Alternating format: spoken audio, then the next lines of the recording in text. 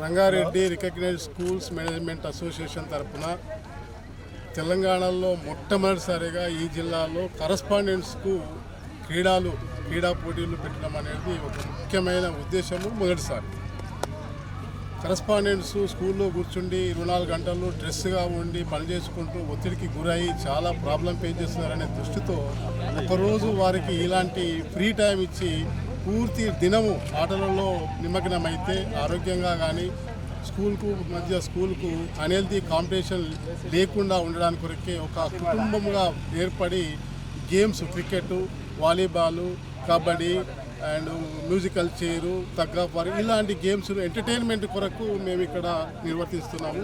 దీనికి మా కరస్పాండెంట్ అందరూ పూర్తిగా మా పైన నమ్మకంతో విశ్వాసంతో అందరూ వచ్చినందుకు వారందరికీ కృతజ్ఞతలు.